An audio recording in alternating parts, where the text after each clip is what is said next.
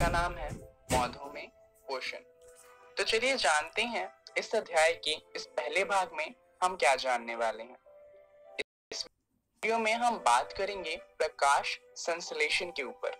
अब क्योंकि यह अध्याय पौधों से जुड़ा हुआ है, चलिए जान लेते हैं कुछ बातें पौधों के बारे में। दरअसल इतना तो आप जानते ही हैं कि हम जितना भी खाना खाते हैं वो सब पौधों से ही आता है, जैसे कि गाजर हो गया, टमाटर हो गए, पत्ता गोभी, बंद गोभी, ये सब पौधों से ही मिलते हैं। अब आप कहेंगे हम दूध पीते हैं और दूध तो गाय से मिलता है, ये तो पौधे से नहीं मिलता। पर यहाँ पर एक बात ध्यान दीजिए कि दूध तो गाय देती है, परंतु गाय क्या खाती है? गाय भी तो घास ही खाती है। तो किसी न किसी तरीके से हमें जो खाना है वो पौधों से ही मिल रहा है। दूध ही नहीं, अगर हम बात करें अंडे की या फिर मांस की, तो ये सब हमें किसी न किसी तरीके से पौधों से ही मिलता है, क्योंकि हम जिन पौधों को खाते हैं वो तो पौधों से आते ही हैं, परंतु हम जिन जानवरों को खाते हैं वो भी पौधों को खाकर ही बड़े होते हैं। तो जो हमारा खाना है वो पूरी तरीके से पौधों पर निर्भर करता है। तो अब पौधे अपना खाना कैसे बनाते हैं ये जानना जरूरी हो जाता है। तो चलिए जानते हैं कि आखिर पौधों में पोषण होता किस तरीके से है। हम इतना तो जानते हैं कि पौधे अपना भोजन स्वयं बनाते हैं, वो सूर्य की मदद से अपना खाना खुद बनाने में सक्षम होते हैं।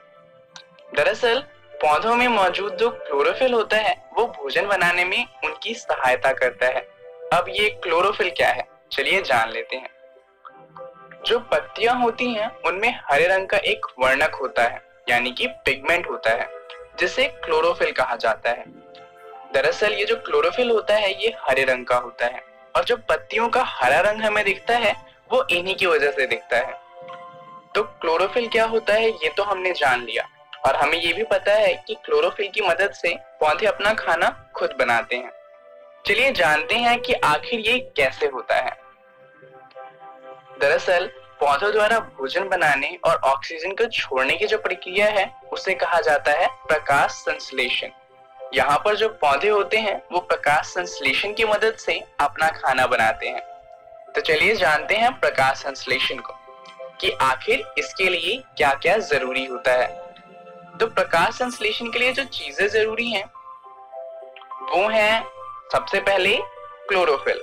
जैसा कि हमने अभी जाना कि क्लोरोफिल जो सूर्य की रोशनी है उसकी मदद से खाना बनाता है, तो वो तो जरूरी होगा ही। दूसरा होता है कार्बन डाइऑक्साइड। पौधों को कार्बन डाइऑक्साइड चाहिए होता है अपना खाना बनाने के लिए। तीसरा है जल एवं खनिज, और चौथा है सूर्य का प्रकाश। ये चारों चीजें जब पौधे को मिल जाती हैं तो वो अपना खाना खुद से बना सकता है। चलिए जानते हैं कि आखिर वो ये किस तरीके से लेता है। इसे समझने के लिए आइए प्रकाश संश्लेषण के समीकरण को देखते हैं। प्रकाश संश्लेषण का समीकरण कहता है कि कार्बन डाइऑक्साइड जो कि पौधों को वायु से मिलता है में जब जल मिल जाए जो पौधों को मिट्टी से मिलता है, तो क्लोरोफिल की मदद से जो पौधे होते हैं वो बनाते हैं कार्बोहाइड्रेट।